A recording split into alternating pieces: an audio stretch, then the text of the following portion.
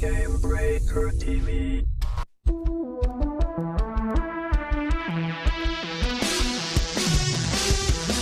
Blah! Wake up! Wake up, people! Come on, hosts, wake up! The damn game is live! Game's live, but are we? Barely, you're barely. All right, what's up, everybody? Welcome to GuildCast, episode number 38 for August 29th, 2012. You're watching Gamebreaker. I'm Gary again, and today Guild Wars 2 is a go. Go, go, go, go, go. I got something to show. Maybe this. What? Oh, yeah. I'm so jealous. I'm not Felicia Day, but I might just do an unboxing at some point. I don't know. We'll see. All right, so I don't know. We got stuff to talk about. The game's live. Joining us, co-hosts. It would be Scott, Elizabeth, Richie, and me. I'm here. Hey, good job, by the way, guys, on the launch party. It was fun. Thank you. I was watching while driving, which probably wasn't the safest thing in the world, but I was missing it. I was missing you guys, but I had it pumped through the car stereo and everything. I was listening to you guys chat. You guys seem so excited and giddy. Yeah, it was crazy. It was rather. It was a fun night. I was doing, as I say, I was doing my Bane out of the Batman movie impression. But yeah, it was fun. So here we are, 38 episodes of GuildCast, the #1 Guild Wars 2 show in the world, I might add. It's kind of nice to be able to say that, isn't it? The #1 show in the world. You guys are a part of it. Thanks. That's it, 38 episodes. I guess it's time to pack it in, call it a day. We're done. Oh, yeah. Our work is done here. Work has just begun. Actually, it's funny. I get a lot of tweets from people going like, "Hey, the game is live. Is this show going to keep going? Are you guys done?" Like, yeah, we just started. We're waiting for this day to keep going. Yeah. So talk about the launch party for a minute. Were you guys? So basically, 9 o'clock, servers went up, huh? You guys didn't really have like hours and hours and hours to sit and chat and kind of try and figure out stuff to talk about and play, beer pong or something. Yeah. We were all guessing when it was going to launch. We all said no, except for Shafton. He's like, it's going to launch right at 9. We're like, no way. And we're like, oh, it's up. It's up. It was crazy. So servers came up like, I guess technically 3 hours earlier than, actual launch. How did it go for you guys? Because I wasn't around. How did the actual, like when servers clicked on, how was the whole experience at 9 PDT?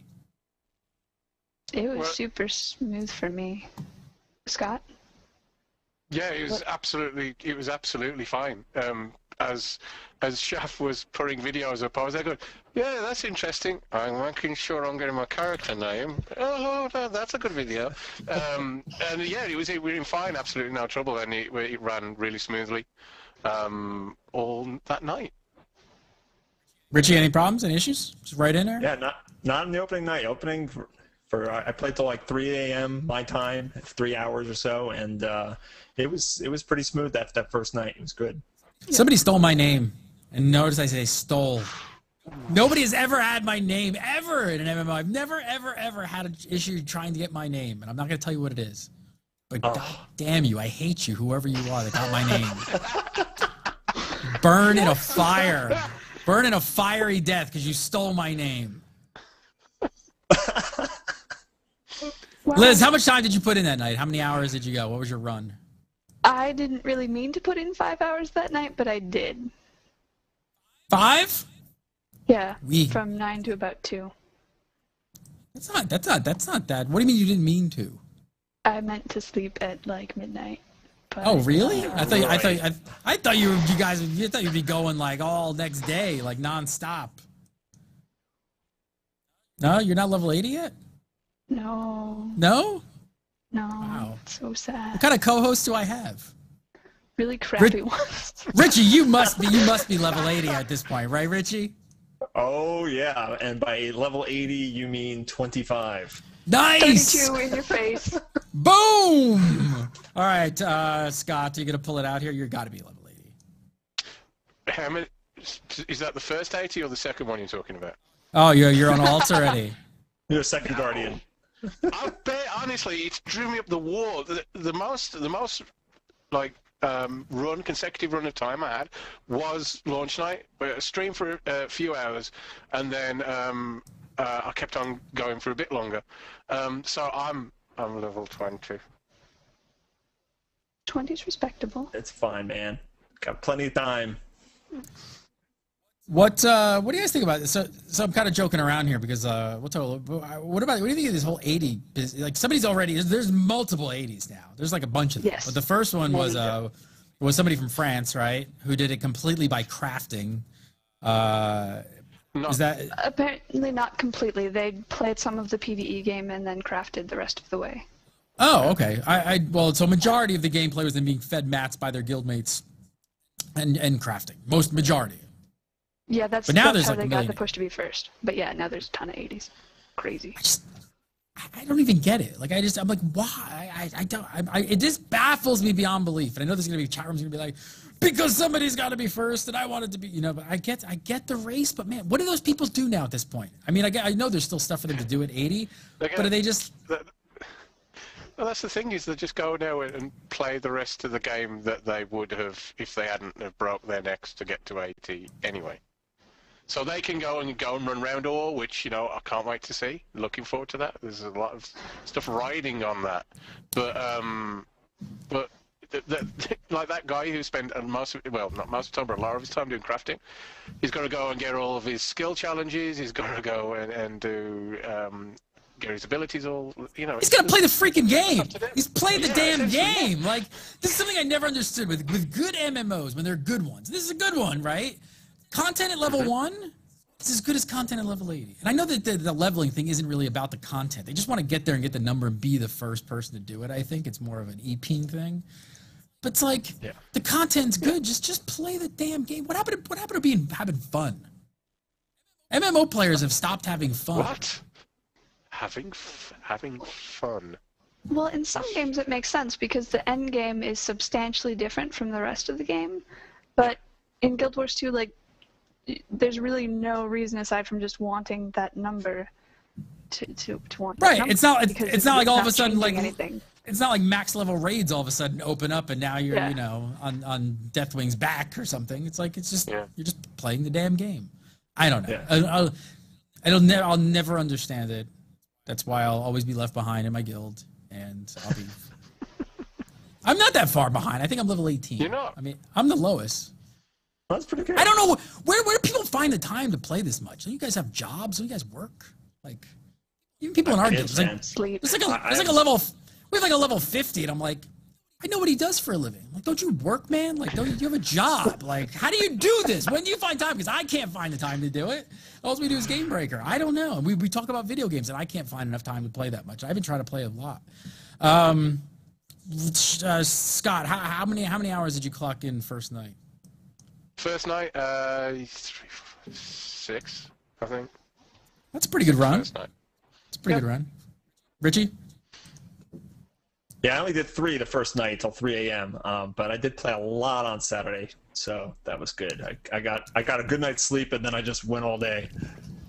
Well, you have a job, and that means children, and they probably get you up children. at like 3:30 in the morning. You went to bed at 3. They probably got you up at 3:30. So, like, respectable parent. My wife gave me the day Saturday, but since then I've had no such luck. So little snippets at night now. Yeah, I had the wife's birthday, so we were away for the weekend, and I brought my laptop. I snuck it in the bag. I like hid it underneath all my clothes and like closed it up. I brought my gaming laptop with me, and I was like, man, I hope they have good Wi-Fi, and they did. They had good Wi-Fi, so I got in, and I couldn't get on our server, and I was all confused. I was like, where are the world transfers? It's gotta work. I don't know. I couldn't get my name. Then I think I smashed my laptop. I broke the case. And then I played for like, I don't know, I got like maybe 2 hours in over the weekend until I got back home on Sunday, and then I got a decent run of a couple hours. So from what I was told, the first like 6 hours or so that the servers ran pretty well. There were a few couple hours of downtime after that. What was going on? Yeah, I mean, it ran great to start with. Had no problems whatsoever. And then there were logging problems across Europe for a Yeah. start. Sucks to be Real EU. problems over the weekend. Yeah, one of the advantages of me moving over to America is I got to play Guild Wars 2 across the weekend. Because if I was in Perks. Europe, there's a good chance I didn't. What was going on over there? Fill me in. They had a lot of problems with login. The login servers were going on them quite regularly. There were some crashes. There was all sorts of things that were going off. So yeah, Europe didn't have the best of times for a lot of people over the weekend. Have they had any statements out there talking about what the issues are or anything? Everything sorted by now? No. No. It seems like the amount of those stress tests really weren't that stressful. Now it's stressful.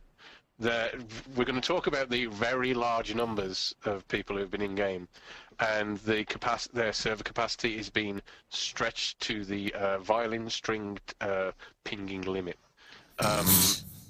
which is why things like the trading post and other things are currently about as useful as a chocolate fire guard. That was my next question. Does anybody have they released any kind of statement on the trading post? Because that's the one thing right now that I think everybody has like is questioning is where is it? It just is down for maintenance. Have they said anything? Yeah. Yeah, just tonight actually they released some stuff about it. About what was it? 15% random. 15% of players have been given access to it to see if it's working before they put a lot of stress. But it's about the capacity on the servers. You got to remember the trading post works across the whole game, all of the servers. It's not server by server, all of them. So when that's up, I imagine that the amount of stress that puts on the servers is quite intense. And seeing they're currently maxed out, like, you know, they're throwing water on the cogs and all that sort of stuff. Technical terms. I think the trading post is something that would be a step too far until they can sort of alleviate this stress. Liz, what do you think? I mean, with the amount of stress they had on the servers and things like that, did it seem like that they needed to possibly? I know when I logged in on North American or American servers, they were all at high. Have they been adding servers? Are they keeping them slim? What's going on there? They haven't added any yet. I don't know that they won't ever add any to help things out, but they've been kind of relying on the overflow server to balance things out because it's never going to be as busy as it is in this first week. Or 2 weeks.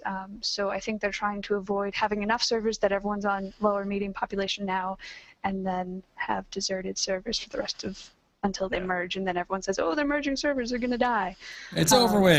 It's the end of the game. Yeah. 2 months in, we're done. I think they're adding two German language and one French language server, but adding European servers. None in North America yet.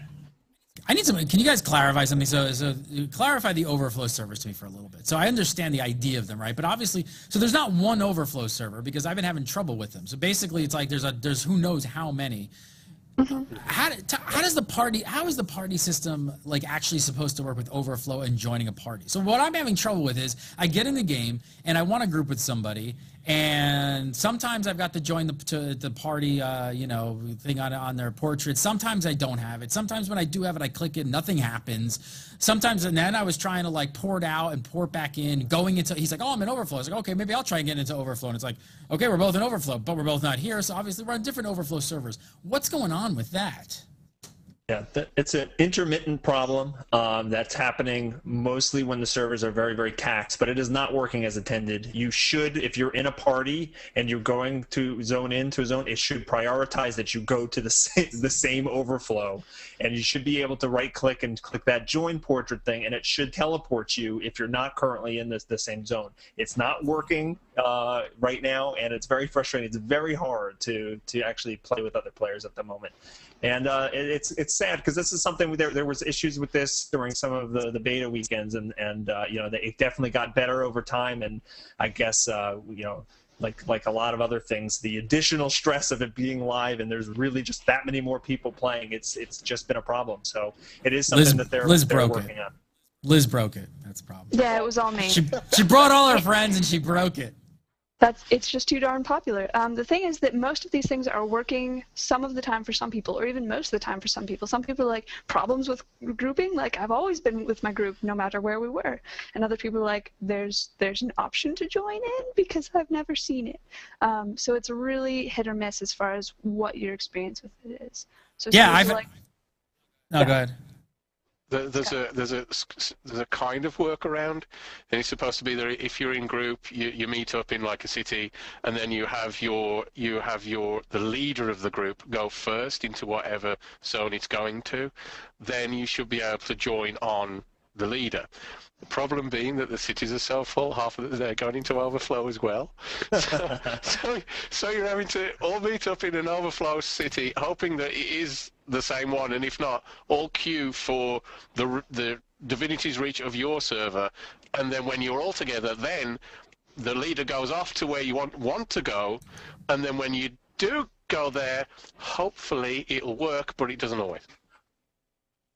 That's pretty much where it is at the moment.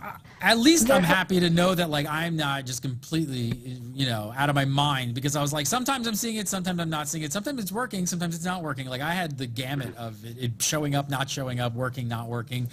And oh my God, I already got Richie. You rolled a Norn, right? I don't know if we were playing the same exact thing, but holy crap! There's like I got to go on a side tangent here for a second. There's like a level 11 personal storyline quest on the Norn side that is so hard. I was like, that's when this whole like join the party thing became such an issue, because I was like, first I was like, man, I know I kind of suck at games, but maybe I'm just doing something wrong. So like I go online, I'm like, I got to look this up, just find out if I suck really bad or if this is really overtuned. And I'm like, I looked up I forget what's called, like rumors or something. What is it called? Vidcoon, right? His name is Vidcoon, right? Yeah, when he blows the horn and then all those the harpies, like the dragon harpies or whatever, come out, and there's like just like 4 like phases to this thing, and there's like all these level 13s, and I'm just wiping and dying, and all my armor's broken. Now I'm nude, and now I'm bashful, and I'm being and I'm just like, and I'm just like I literally did this like for about 2 hours over and over and over, and I just kept fighting and fighting. Finally, I gave up, and I was like, screw it, I'm just gonna go level and do something else because now I'm getting frustrated. Hence, 24 hours passes, and then now I need help. Right. Jason Winter helps me out, and of course, right? Like, check this out. It's a perfect scenario. Finally, it takes like 20 minutes to get into the group. We start doing this thing. We get to the last phase. I DC like 2 seconds. 2 seconds before he finishes it. I log back in, and he's like, "Oh, what happened?" I was like, "I DC'd." He's like, "Did you get credit?" I'm like, "Nope." Nope. Oh my God. Do it over. And then I had to leave, and then following that up. Then I jumped on Guild Chat, and I was like, somebody help me, and Josh Allen from Legendary was happy enough to help me, and that took about, I want to say it took between 30 and 40 minutes for us to be able to group up that he could come help me, and we actually beat it. So that was why I was like, man, what is happening? Because it literally took like 30, 40 minutes to get that thing to work. They're taking the servers down for maintenance at midnight PDT tonight. They should be down for 20 to 60 minutes, and they're hoping that maintenance will fix the grouping guild issues. I think we all expect issues, and I'm just glad to hear that like it wasn't just us not understanding, because everyone seemed to be confused, because everyone was like, I don't know, I had it there before, now it's not there, I don't know. So they touted some numbers. So the Head Start period alone, they had 400,000 concurrent users.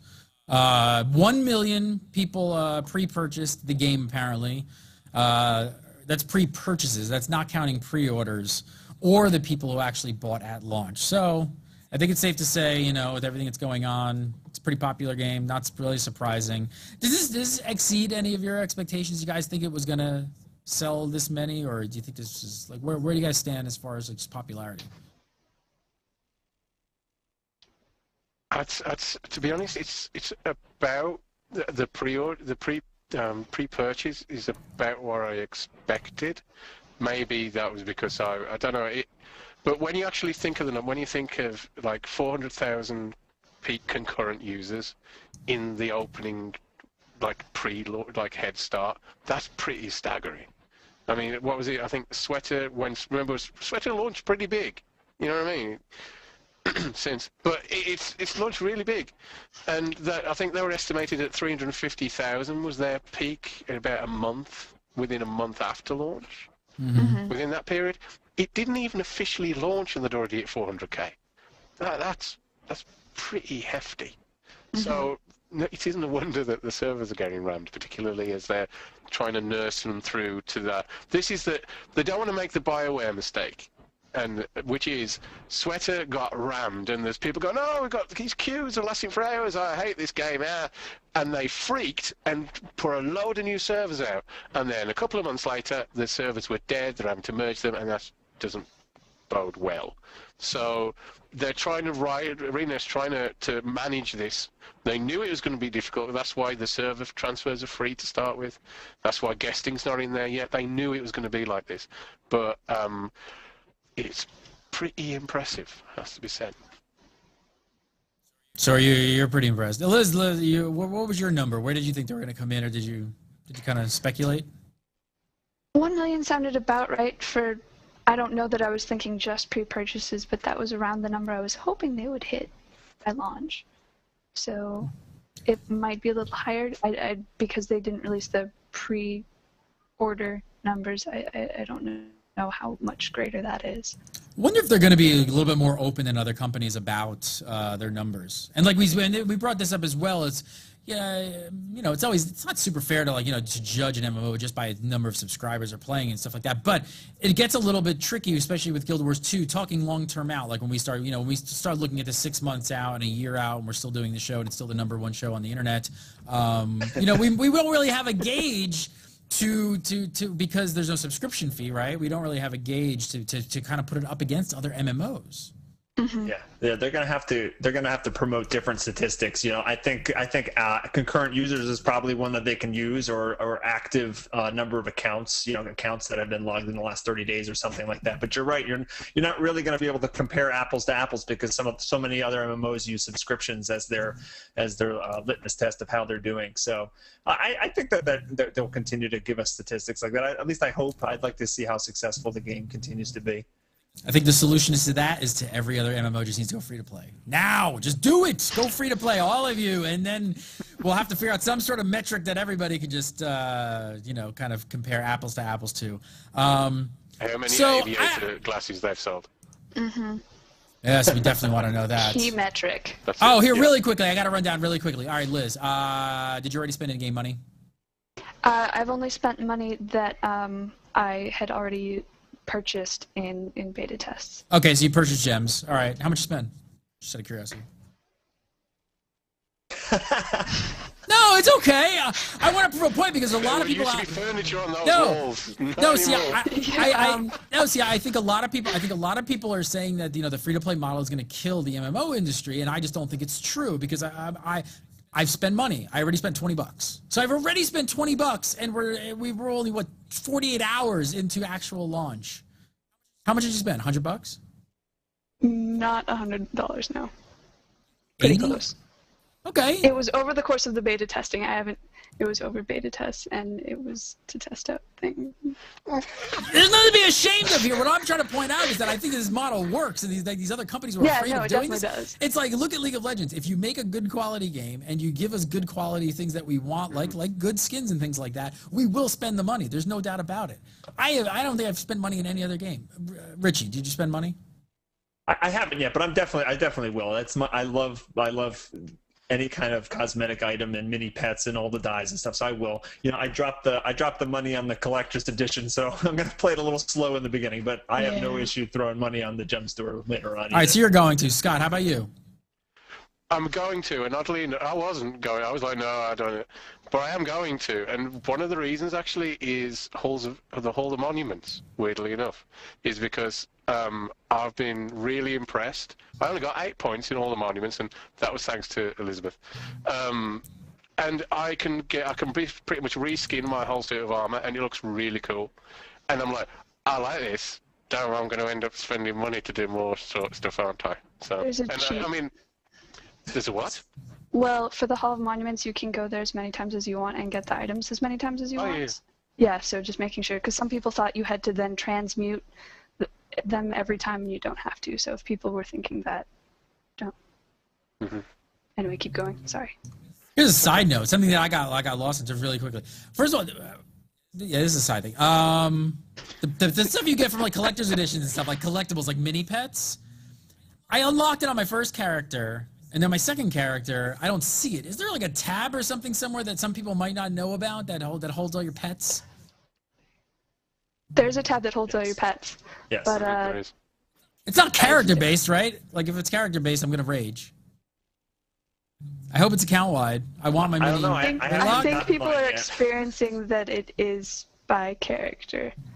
I haven't entered my CE code yet because I was still waiting on support issues. So I haven't tested that out, but I think people are experiencing that it's a one-time thing.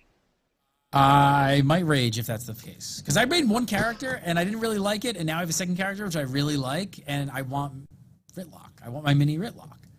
If he's stuck to that first character, I may flip a table. Well, the trading post came up and there was a mini Airster Gulkin on it. I was like, ooh. And it was for like 1 gold and 10 silver, and I don't have anywhere near that yet. All right. People in chat room are telling me it's in the bank. They're telling me it's in the bank. They're telling me it's there. It's in the bank. So, It's, yeah, should be. all right, I hope it's there. All right, let's. The mini pet whiz. The mini That's pet yeah, should be. that's all I care about. The mini pet. Good. Why? Am I missing something else? Is there something Yes, you're not but we telling me, can't Liz? tell Like, you. It's a this- secret. you know what? One thing I was surprised I didn't realize this out of the Golem. The Golem, 5 days. What's up with that? I thought I had that thing for good. I totally missed where it said it's 5 days. Like That's a consumable. First hit is free. That is exactly. That is the biggest. that is the crack rock of you go. Guild Wars 2 right there, because I use it constantly, and I'm like, when this thing goes away, man, is it going to be tough. Gem store. Going to the gem store. Oh yeah. There's so many little addictive qualities to the game. Like, I've never been a completionist, and like I'm just going through areas going, I have to find every point of interest. I have to go to every vista. And I've never been like that. I usually do not care whatsoever about map completion, and this game has completely made me care. Yeah. I'm totally addicted to that kind of stuff naturally, so I'm even more so in this. And then at the end, when you get 100% map completion and you get that chest with all those goodies, it's like, oh, thank God for making me so anal. And the awesome thing about it is it's almost replaced the ding from leveling. Is that map? Because I know when you again, I'm going back to EverQuest, when you get ding, that was like, yes, that's a big achievement, and you look forward to it. And now it's not so much leveling in Guild Wars 2. It's those completions that are the real jump up and down and got it sort of moments. So yeah, and the other thing is I'll find is what I do is I run around, get lost, and eventually I try not to use the map as much as I can. And I just get lost in it. And then when I'm finding myself in the same place, then I'll look at the end and find the bits I haven't been to. And nearly always, you'll find something really cool. Not just you complete that bit, there'll be something nearby it, or that's just really cool that it's guiding you towards. So there's that experience, and also the whole, yes, I like it when he says 100%. Yeah. That's good. And I like being hip deep in transmutation stones. It's a nice little perk there at the end. It's like, ooh, I can change armor sets like 6 times just on the T-stones I've gotten from map completion, which is awesome. She's I was a T-stones. T-stones, I know. She's hip. Guild Wars hipster over here. T-stones. I was a little surprised that there actually wasn't more cosmetic items in the store. It looks like 1 set of armor for each class. And that's how they got me to buy gems. So I saw the first set of armor, I think it was the heavy armor, and I was like, whoa, that's badass. I want that. I bought gems, and then when I hovered over, I realized I couldn't wear it. So that didn't really happen. But still, I wonder how many they're going to add. I thought it was a little light. I thought they were just going to overload us with stuff to buy as far as cosmetic stuff goes, but I guess not. I think they're seeing how these go, what's popular, what really works, and then they'll build off from that. And you'll see that added and added and added as it goes along. So yeah. So we can gush and gush and gush and gush and gush about all the good. I do want to point out a couple things. So in beta and all the stress tests and stuff, Scott, you talked a lot about the guild in Guild Wars 2 and some of the issues with it. I think we're still dealing with a few of those issues, if I'm right. Yes, there's a few of those still going on. Like for people will be able to send out invites and then won't, and then some people will be able to get accept them or won't. I had that the first day on Saturday morning. Somebody from another server, and it was weird because the exact same thing happened to me in one of the early BWEs. That somebody sent me an invite. I was like, okay, join. Come on, join! And it didn't. And about 6 hours later, I did a relog and it worked. So it goes in and out. It's strange. Is it really a big issue trying to run a guild? Yes. There are certain the Triple B guys. I know they're running into problems. To our wonderful community in public. If they're working really hard to try and make a great guild for you, and it's a very large guild. I think it's near 400 if it's not yet. Give them some time, because it's not their fault if the UI is not working. So don't. If there's a great way to make sure you don't get invited to a guild, start slagging off the people who are going to give you the invites because the UI isn't working. Oh yeah, that works. The system itself. That's a great move.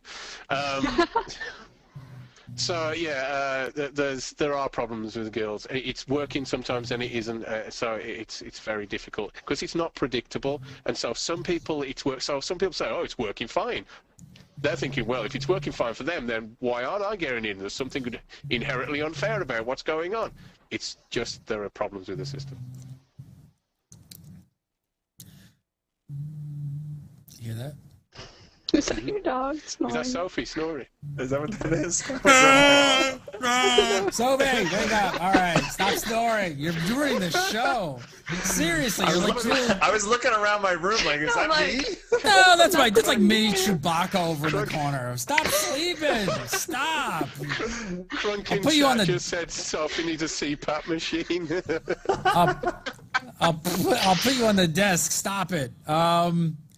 So the other thing with the auction house not being available, one thing, and this is something I'm testing it out. I've never been a huge crafter. I usually kind of just stick to gathering and selling and stuff. But I did realize pretty quickly, like I started dabbling with it and started messing around with it, and I was like, oh wow, I can make stuff better than I have been finding right off the bat. Like the first staff I could make was better than I had. Some of the first, but it's really hard to get to craft, isn't it? Like it's like I'm not finding their materials, and it's not easy.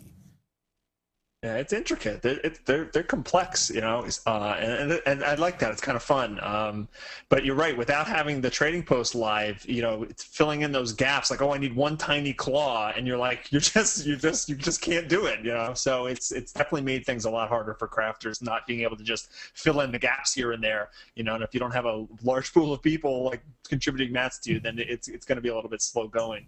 You know, and there's also probably a lot of people who had a game plan of how they were going to approach the economy of the game and hit that trading post right from the get-go. And, you know, there's people that really get into that kind of thing. And having it down for launch just really, it probably crushes those people's souls. And, you know, it's going to launch eventually, but it's definitely going to be different having it launch, you know, a week after than it would if it was live right in the beginning.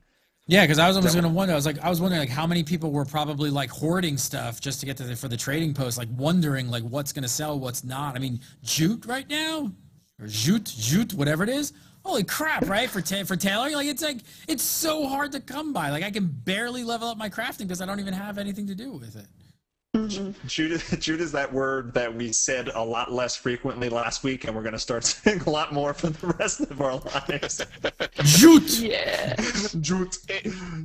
It's a pain because I know even if I wasn't going to completely play the market, I'd at least sell some of the masterwork things that I've been making to offset the cost of having the salvage kits I'm buying.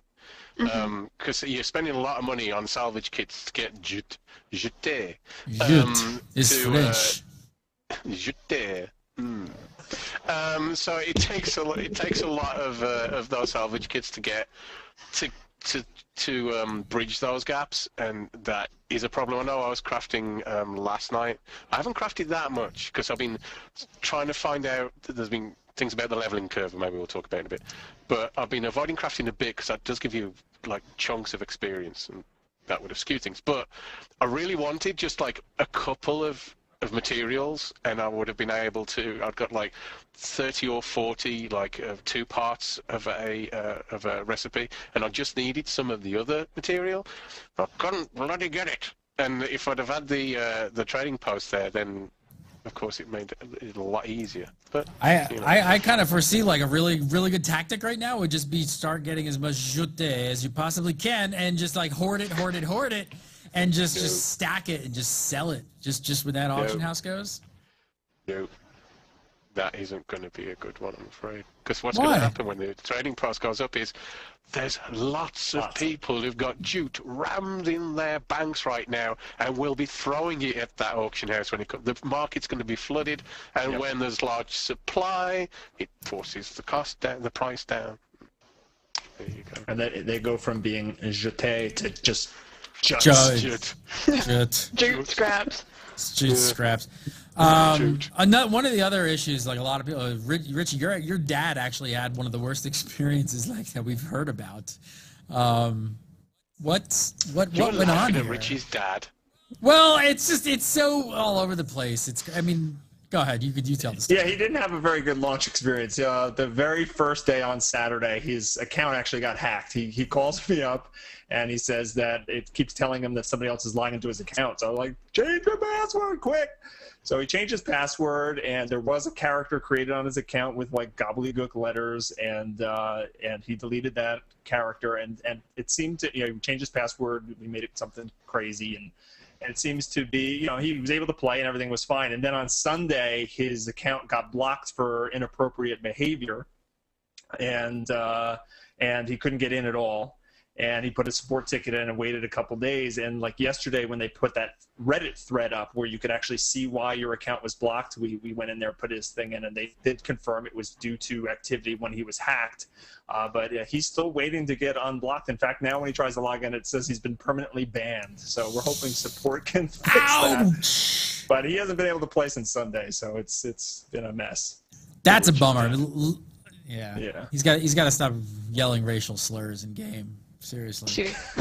Some of the things Did people you see the rest of that thread? Oh my word. So really quickly, if you guys know what we're talking about. And I'm amazed with that. I think you're all thinking about the same thing. Is that Regina? Is it Buenobra? Buenobra. Thank you. ArenaNet is not pulling any punches. Like, people are like, why did my account get hacked? And you're like, because of this. Here's the screenshot. And they're just like, boom. Because you're saying things you shouldn't be saying, and they're just like posting it on the internet and Reddit, and they're just like, here, because you're saying inappropriate things, and here's the picture to prove it. Now the entire internet, you should feel shameful of yourself. I applaud them for doing that. I agree. They should be a little bit more heavy-handed with it, and just be like, look, this is why. Stop your whine. Stop whining. Yeah, especially because it's the same people who are going on Reddit saying, I don't know what happened, I didn't do anything wrong, it's all these evil ArenaNet types who are, and it's not fair, let's all start this big, let's get out the pitchforks and get the torches going and charge to ArenaNet, it's not fair for me. Oh, by the way, you said this, bleep, bleep, that, bleep, bleep, this. Whoops. I think it's great. I loved it. I'm glad they came out and just said, right, you're going to start this? Well, we've got the facts and the truth, and we're going to make you look stupid. Brilliant. Well, it was interesting because we talked about this a couple months ago, right? They actually came out and said, we're going to be tougher on the community. Some things on our forums won't be as acceptable. So, we're kind of wondering what that meant and how they were going to actually go about enforcing it. And now we're going to see right from the get-go, boom, you named yourself something stupid, 72-hour ban right off the bat. And you want to know why? We'll post it publicly on Reddit. And it's an interesting stance for sure. I think it's a great tactic, especially because they didn't do forums. Everybody was like, are they going to do forums? They're going to do forums. They're doing forums. It's like we've actually started doing a little bit more even with Gamebreaker. Is that I kind of like not like officially in the terms yet, but I've even said to people like, look, if you post a comment on anything Gamebreaker related, if it's not adding to the conversation, I'm just deleting it. Our community managers are much nicer than I am because I just delete. I go on Facebook and like if you just I'll do like a SWTOR post and it'll be like Guild Wars 2. That is all. I just go delete. Bye. You got nothing contributing? See ya. Yeah.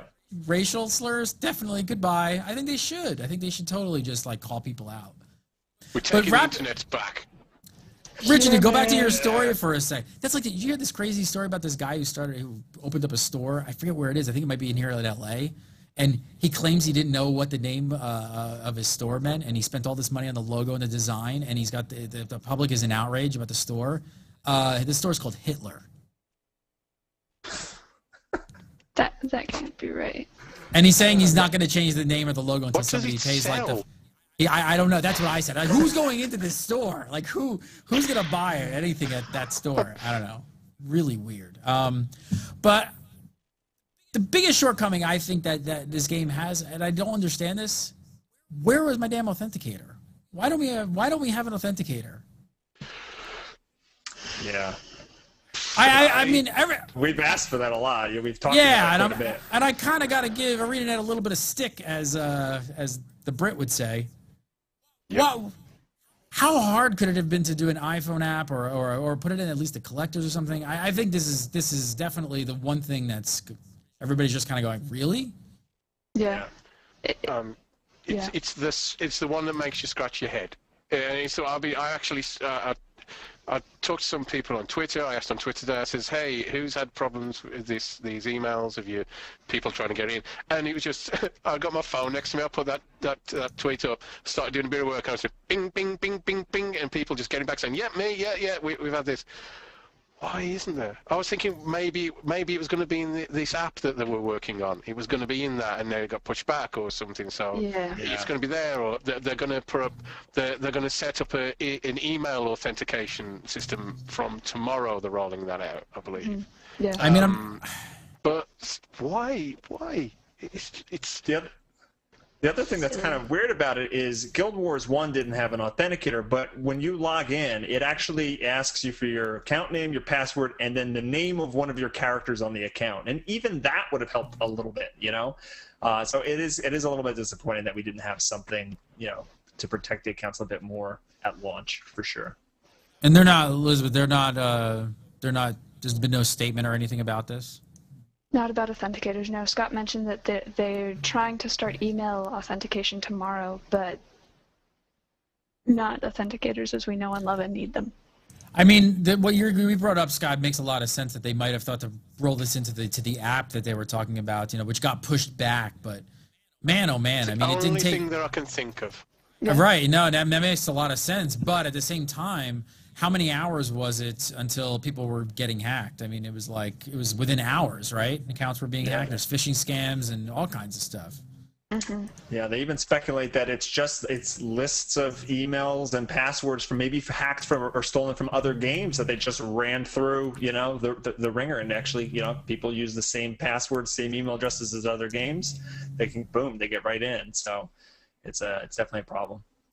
But what you got to think is that the people who are doing this have been practicing on other games for years now, and this is the new big MMO on the block. It was always going to happen.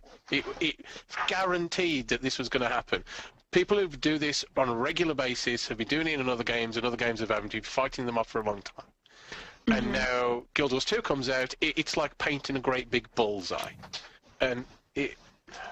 And you gotta think with a game this large, especially with the email and phishing scams. And I know a lot of people go like, "Oh, those people are just stupid. They're clicking on emails. They don't know where they're coming from." But you know what?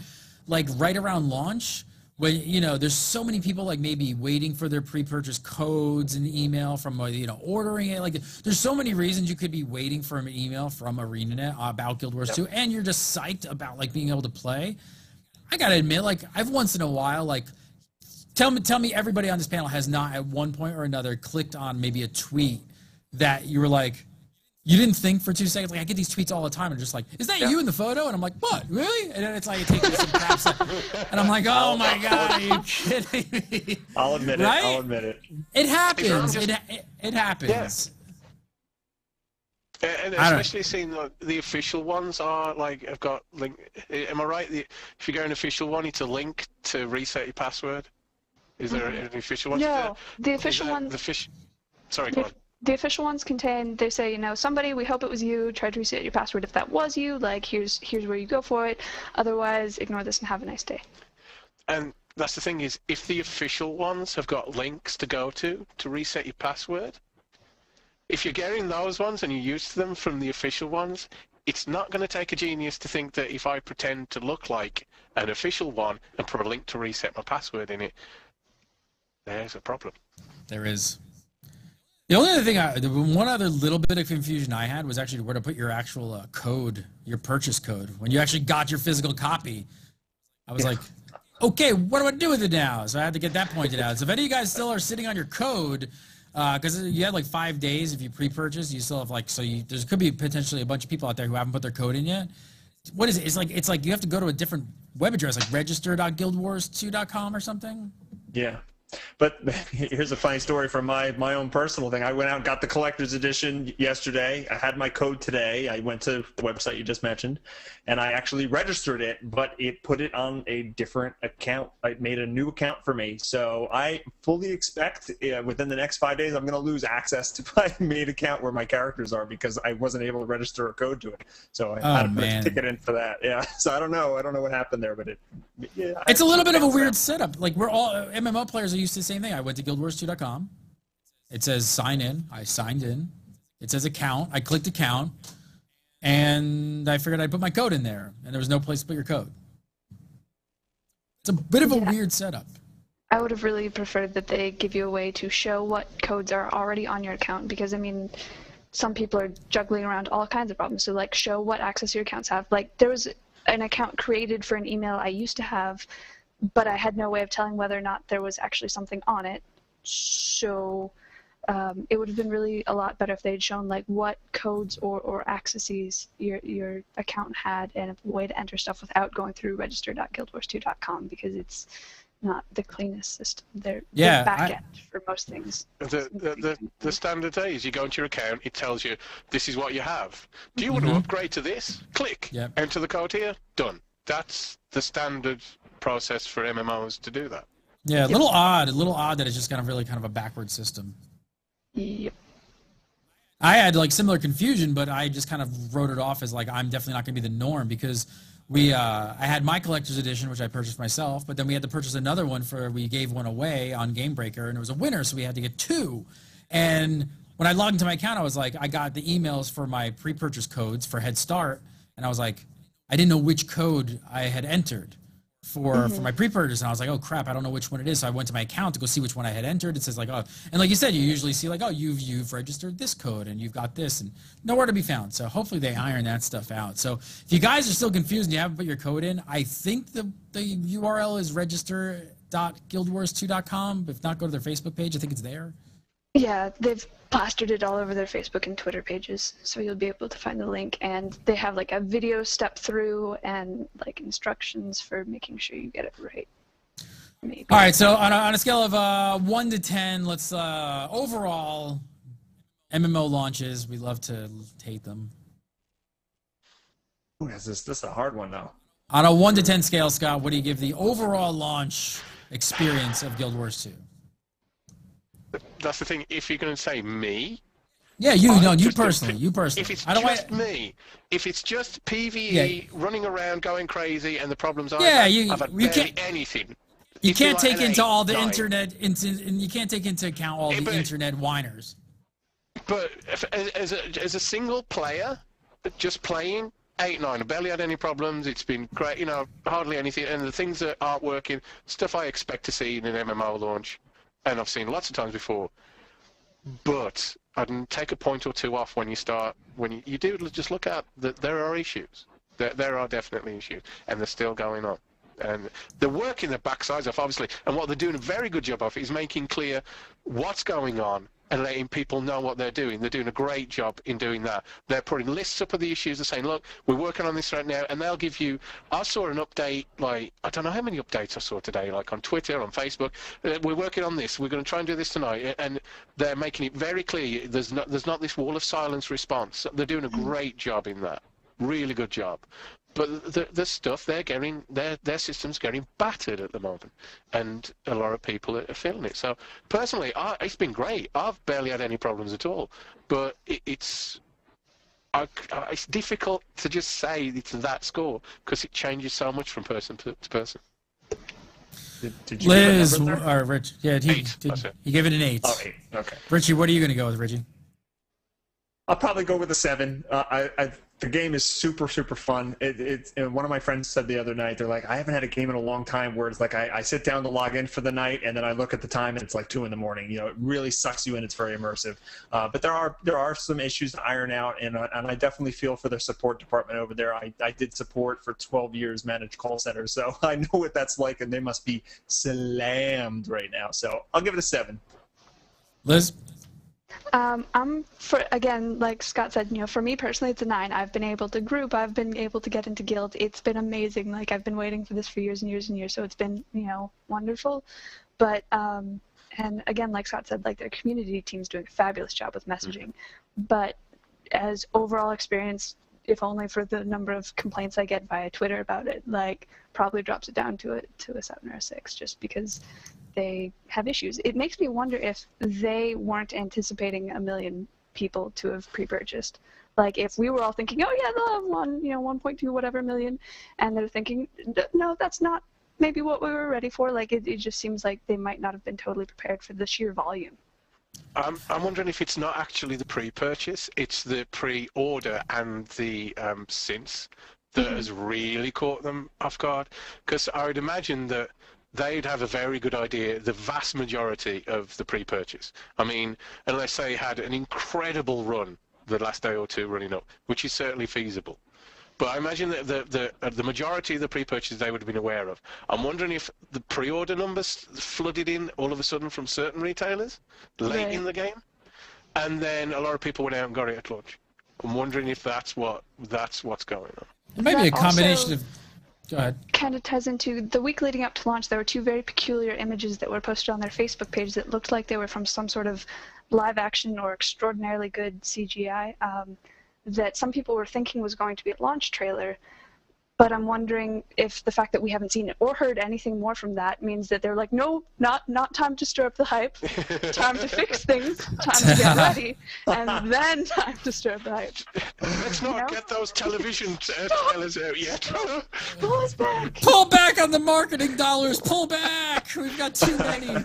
That's obviously purely speculation, but it was odd that they had those things that would normally be teasers and then dead silence.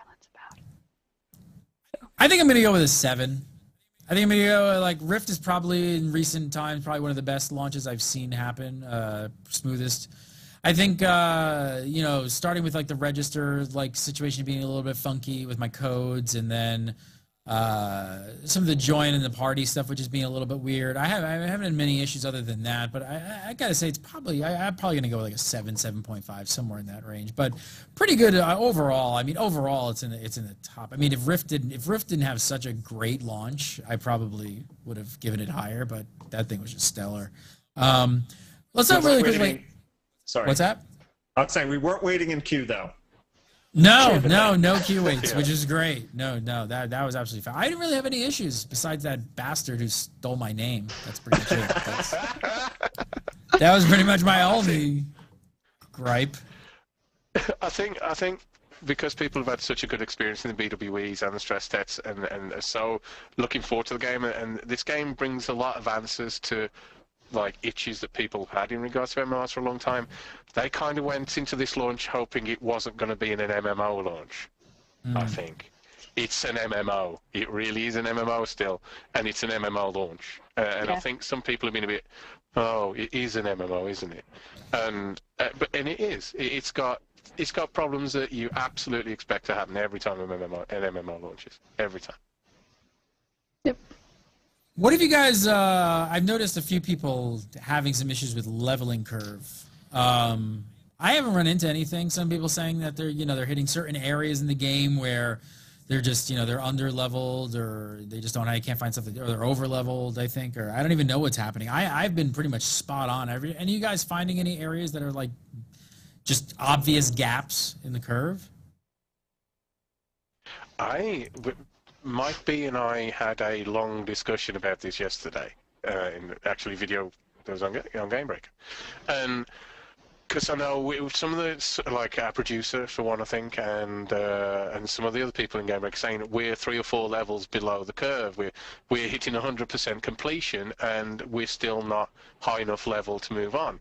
And I haven't had that at all. but I'm thinking people are still using those renown hearts like they're exclamation points in an area, and they're running around, completing them, doing, maybe bumping into a couple of events. Events give you a lot more XP than a renown heart will, by the way. And then thinking, well, I've done this, why haven't I got all the experience?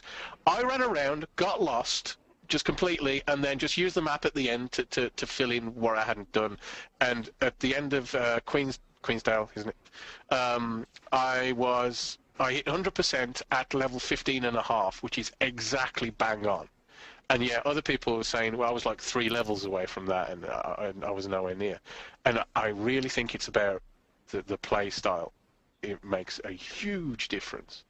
I think you're right. I think you're right. And I see Liz shaking her head the same thing. She's saying the same thing. Like I think they want you to play at least some of all of the game, right? It's not like you're supposed to just level. I mean, somebody hit 80, mostly crafting, but like they want you to craft a little bit. They want you to do your PvE and the hearts. They want you to do the events. They want you to go world versus world. They want you to PvP. Like they want you to do a bunch of these things. I don't know if they should I don't know if you should just be able to do well, I just did those hearts in those area, and that's all I'm going to do. And but you still, I'm leveled. You even don't have to do that, because I didn't do one bit of WVW or structured PvP. I did a little bit of trade skills, and I did the first few stages of my story. I did not. I pretty much spend most of my time running around in maps, and I still hit the level curve bang on. So it doesn't even really force you to do that. It's there as an option, but as I said, I think people are very, very target oriented on those hearts. They're like, this is, well, I'll go there, and there. I've hit the points of interest around it. Why aren't I for level 15 yet? Yeah, I heard someone saying that, well, I finished my hearts, I don't want to go back and grind DEs, which is entirely the wrong mindset to have about it. Like, dynamic events aren't the filler. Like, hearts are the filler that you do as you're moving from one group of dynamic events to another. So the idea that you're grinding dynamic events to move onward, first of all, if you're actually grinding an event by like doing it over and over, you are not making full use of the game, because you have 4 starter level maps, bunches that are in between levels elsewhere. So if you're actually grinding a DE, you aren't doing it right. But just the idea of using them as grind in general is like the thing that you do to get to the next bit of level, it is not right. That's weird. Not the way it's designed. I'm kind of doing what Scott's doing. Like, I'm just kind of roaming around and just doing stuff. And some of the hearts, I go, that sounds kind of boring. I've skipped some because I'm just like, whatever. I'll go find something. That one doesn't sound so great. And I'm still not having any issues with it. Like, and I'm definitely not grinding like DEs. If you're missing DEs, dynamic events, you're missing out, because some of them are the one in the Norn area, Richie, back me up, when the crazy ice guy comes and starts spinning around, and the whole area just becomes like a crazy whirlwind. Oh, the ice shaman? Yeah. It's cool. Awesome. It's so cool. Yeah, like, they're really cool, even at low levels. If you're just blazing by that stuff, I'm not sure why you're playing. Yeah, no, I totally agree with that. And like Elizabeth said, the meat of the game is dynamic events, and Scott touched on it as well. It's like killing mobs doesn't give you a lot of experience points. The hearts are one-time thing, so even if they are decent EXP, that's not. It's the dynamic events that are really going to push you over the edge. So every time I see those things pop up, I'm running to them and jumping in. And the other thing we've talked about before is once the dynamic event's over, stick around, follow the NPC. A lot of them chain into other ones, and then within a 15-minute span, you've gotten like 3/4 of a level because you just banged out 4 dynamic events in a row. So it definitely is a play style thing, in my opinion. Yeah. Someone in chat said that it's arrogant or wrong to say that it's the wrong mindset to approach it with. It's the mindset with which ArenaNet made the game. So if you're going to take a different approach, you can't then say the XP curve or the experience curve or the leveling curve is off, because it wasn't designed so that you can just do hearts and be at max level. It was designed so that you go through. So if you approach it a different way, you're welcome to. You just have to know that your experience isn't going to be commensurate with everyone else who's actually playing the way that it was designed to be played. There's a mitigating factor for that as well, and that is absolutely true what Elizabeth said. But because they wanted to add those renown hearts as guides, the problem is that you bring that map up and you use the scouts, and what's the most prominent thing that's on that map? It's The the renowned hearts. hearts. So when you look on that map, it's absolutely understandable that a player comes into this game and goes, they're the most important thing in the game. Yep. In PvE, because they're the thing that's, look, the big heart thing there, that's what I've got to go and see. And they're completely tertiary. They're really not the primary thing for you to be doing for your experience in the game. They're just there to sort of kind of be a base point for you to go past and sort of do on the way to other things. But because they're the most concrete thing on that map, Right. that's not a structure. That's why it's confusing. It's understandable that. And Yeah, no, I it think is. it is, and I think to whoever's saying that's probably, I don't know this person who you're referencing, but I could see a lot of people out there, you know, not digging in as deeply as you have, listening to what ArenaNet says and like how they kind of build the game. So it's like there probably are a lot of people out there where they go into an area and then they talk to this guy and all of a sudden they circle all these hearts for me and it's like, oh, I must do this, and this. There's Right. the game, and they do Yeah. that, and then they're like, oh, what's happening? I don't get this. And that's typical MMO structure. That's what they do. Sorry, I had another friend who did the same thing, but thought the personal story was the big thing, right? Because it's like typical MMO. They put it on your quest tracker on the top right, and he thought that, you know, okay, the bulk of the content is just following this quest line, and so it's definitely a little bit of a mindset switch, you know, getting used to, you know, how this game actually works. So Right. And I think one thing they're doing to try and do that is the way that they put in that meta event tag that's always up there on your screen whenever you're in a zone that has a meta event, to be like, the swamp is lying dormant, or the Seraph are marshaling their forces, or whatever, to kind of get you more aware of the fact that there's a lot more going on than the hearts. And that's not necessarily obvious enough, but it's a step in the right direction. I have to say, if I were to give dynamic events one slight little thing that kind of bugs me about them, is that I really feel like they actually happen too quickly. Like they restart a little bit too quickly. I don't know if you guys agree or disagree, but I sort of feel like I'm in an area, like I've seen the same dynamic event happen multiple times, and I kind of I know that they're going to reset, right? Like I know that's going to happen. I don't want to see it though. Like kind of, I want to be able to like move out of the area and for it to happen. And I've seen like, I've seen the shaman, like, like 3, 4, 5 times already. And it loses a little bit of its luster. I wish they would space them out a little bit more and maybe like relax the timer. But I don't know what that does to the whole curve then. They could throw the whole entire leveling curve off. That's it, yeah. yeah, the solution to that is have more variety of events, you know, which I don't know if they've had time for or whatnot. But I agree with you. Some of them, like the Wolf Master boss guy, he appears constantly, and every time I'm near it, I feel like, all right, I'm already here. I might as well, like, you know, finish it off. So I've actually wound up doing some dynamic events 5 or 6 times just from being in that area. So I agree that it's a little bit too often. Really quickly. One of the things. Good.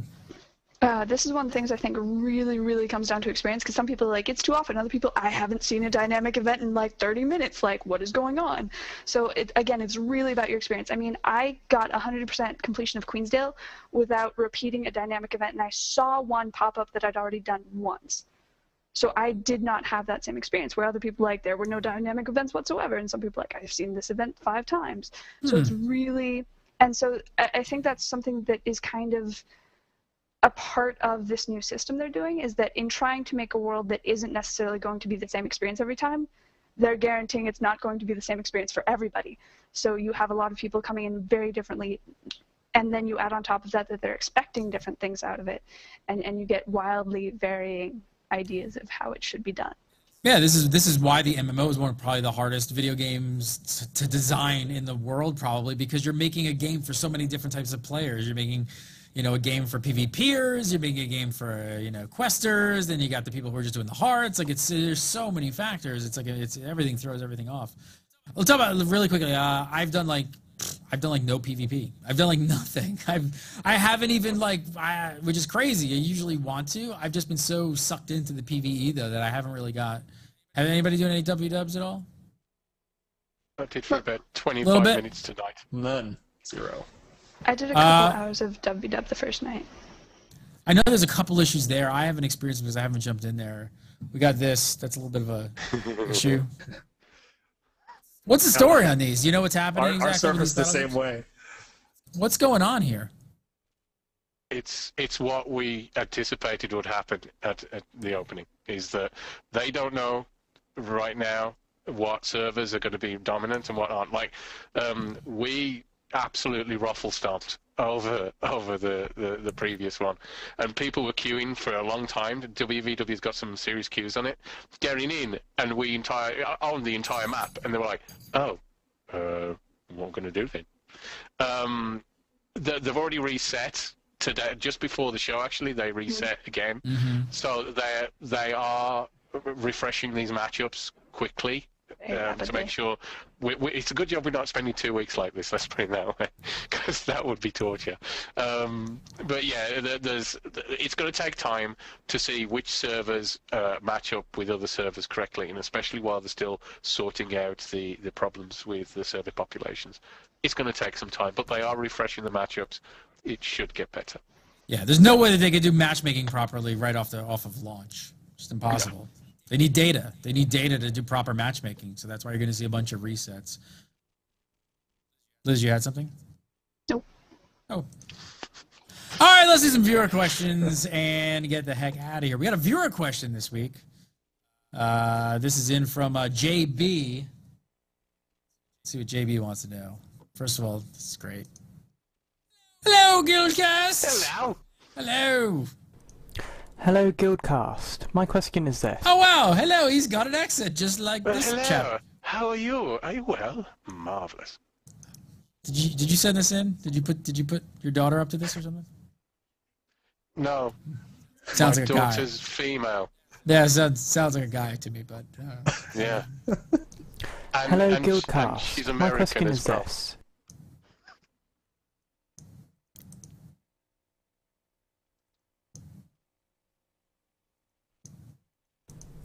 Hello, GuildCast. My question is this. Do you think ArenaNet will include new playable races and expansions after launch, such as the Hylek, the Kodan, or the Tengu? Now, I'm not massively familiar with Guild Wars lore. I'm new with Guild Wars 2, so for all I know, lore-wise, this is a complete impossibility and I'm talking out my arse. But do you think we'll be seeing new playable races? I'm interested to hear what you think. Kodan. I want to play a yes, right?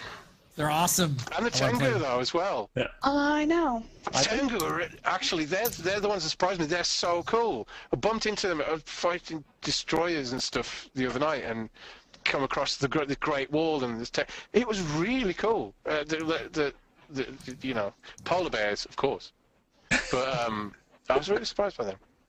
So.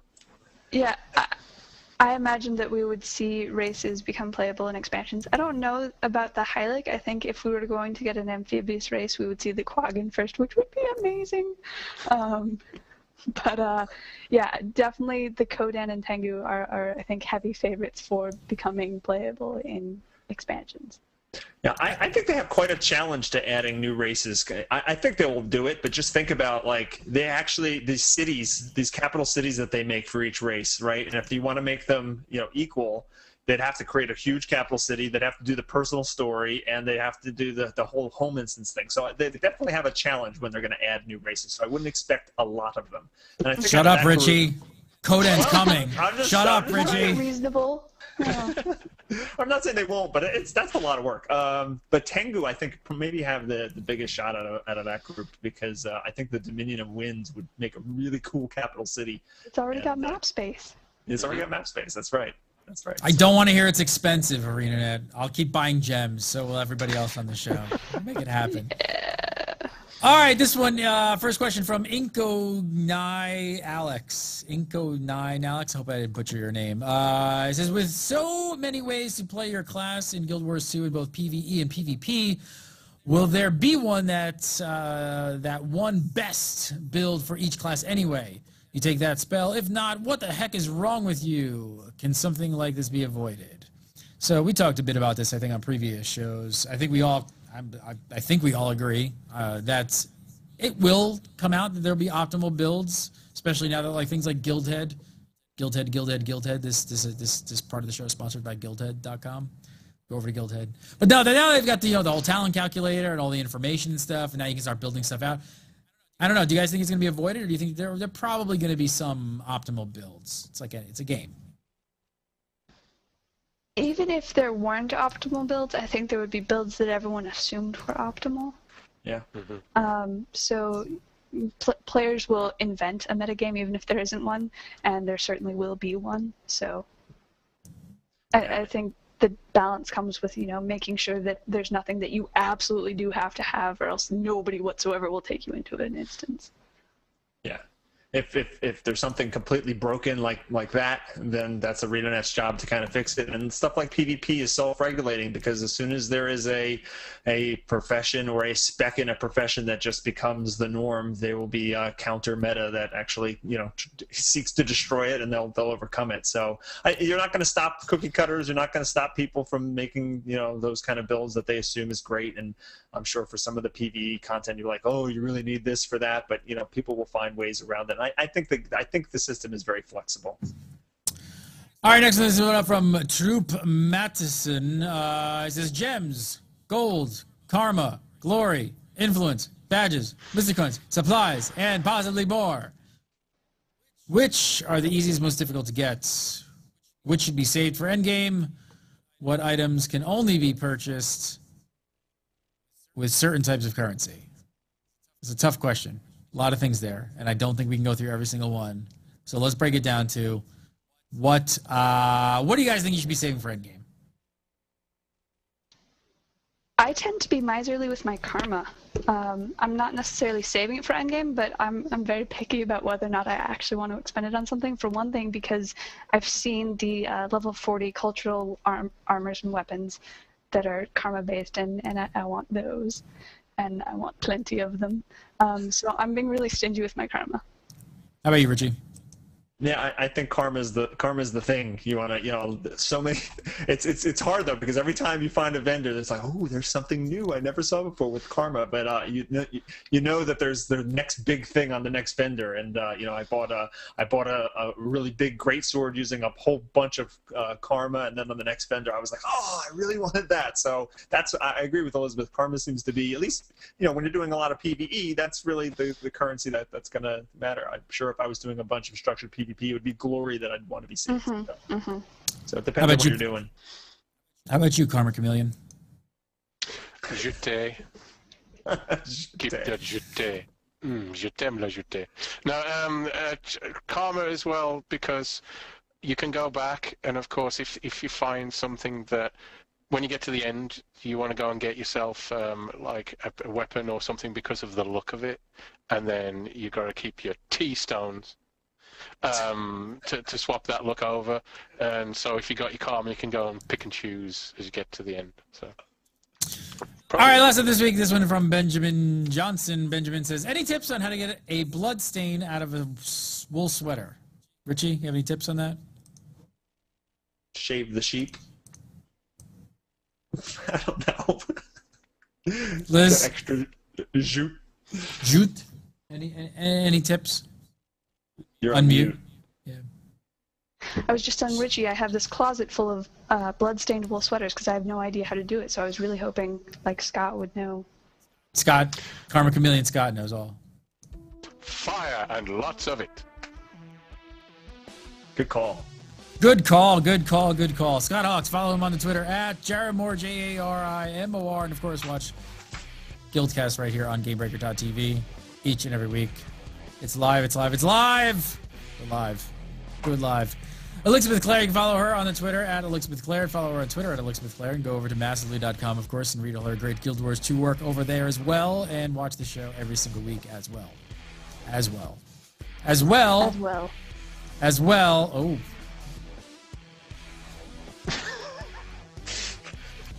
Let's just see how long. I'm just not going to say anything. Just let you stand there like that. Go follow Richie Procopio at Richie Procopio. Of course, go over to his YouTube channel. That is Bog Otter. Don't miss that. And you can follow me on the Twitter at Gary Gannon. And, of course, watch this show as well as our other show. We have a Guild Wars 2 PvP and theory crafting show called BuildCast. If you guys haven't seen it, you should definitely check that out. So we get a lot into the nitty-gritty with Mr. Ed Park and Matt Sorg. Matt brings charts, does lots of math. It's all very confusing. I'm really not even sure what's happening. So we'll see you next week for another episode of GuildCast, the #1 show on the internet. Notice it went from the Guild Wars #1 Guild Wars 2 show to the #1 show. The best show. It's the #1 show. Prove me We're wrong. number one. We're number one.